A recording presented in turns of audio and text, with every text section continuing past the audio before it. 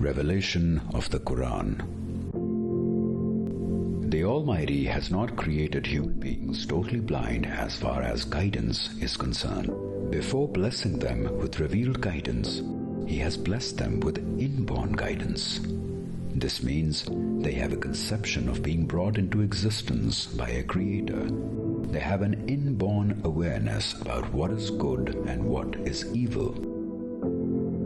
About the first point, the Quran says that the conception of a creator is found in a person's intuition. This actually manifested itself in the form of a real-life incident before mankind was created. At the time, all their souls were called to the presence of God. God spoke to them and asked them if they acknowledge Him as their Lord. All of them replied in the affirmative. And remember when your Lord brought forth from the loins of progeny of Adam their children, and made them testify against themselves. He said, "Am I not your Lord?" They replied, "We bear witness that you are." Quran chapter 7 verse 172 to 174. No one remembers this incident. It has been erased from every person's memory because people have been sent in this world for a trial. However, a person intuitively knows this. Thus, if he is reminded of it, he leaps to it the way a child leaps to its mother, even though it never saw itself emerge from her womb, and is drawn towards her with such conviction as if it already knew her. A person feels that this pledge of his with the Almighty was the answer to a very natural need found within him. Thus, in the above cited verse, the Quran says that this testimony of a human being's inner self is so undeniable that as far as the providence of God is concerned, he will be held accountable before God merely on the basis of this testimony.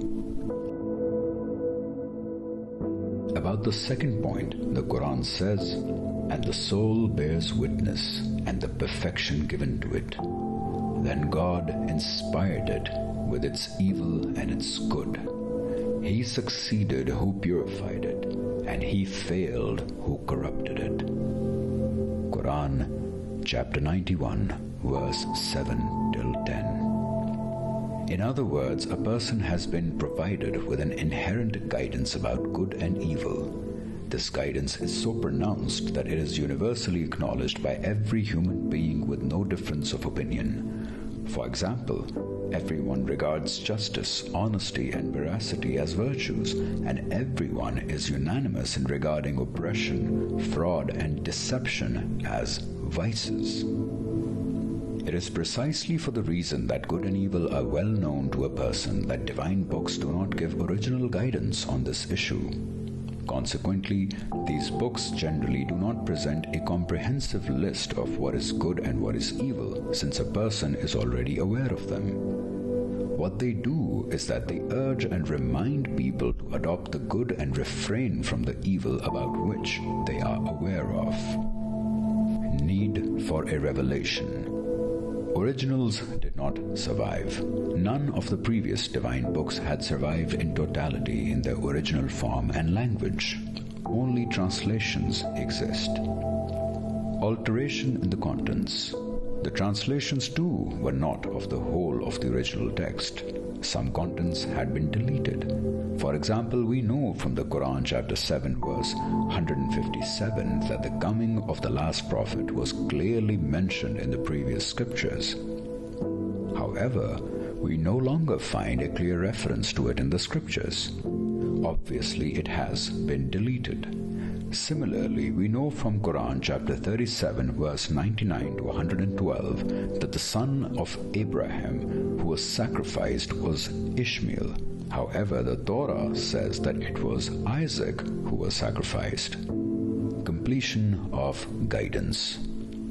As far as the basic articles of faith and issues of morality are concerned, none of these divine books differed from one another. However, it was the Sharia or the law which, in accordance with the evolution and development of civilizations, evolved and developed in these divine books. As an example, consider the worship of sacrifice.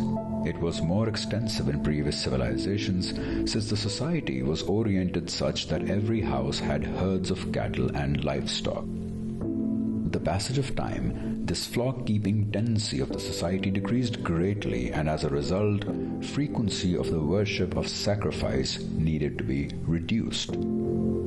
This required a final and complete last Sharia. The Jews were given certain directives as a punishment of their arrogance and haughtiness. Since such directives were temporary in nature, they needed to be repealed. As an example, animals having undivided hoofs or eating a camel was prohibited to them. This was abrogated in the last Sharia. Nature of Quran's guidance. The Quran explicitly states at a number of instances that it addresses the mind and the intellect of a person. But none will grasp the message except men of intellect. Quran chapter 2, verse 269. This is a scripture that we have revealed to you full of blessing, that they may ponder over its verses and the prudent ones may thereby be reminded. Quran chapter 38, verse 29. The previous scriptures also were directed at the intellect of a person. We gave Moses the guidance and gave the book, the Torah, in possession of the Israelites, as a guide and a reminder for men of intellect.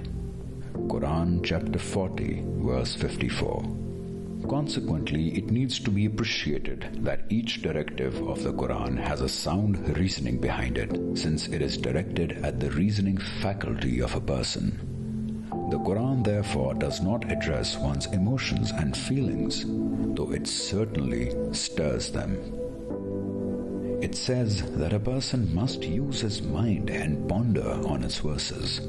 In condemnation of those who do not use their minds, it says, most certainly the worst of animals in Allah's sight are the deaf, the dumb, who do not use their brains.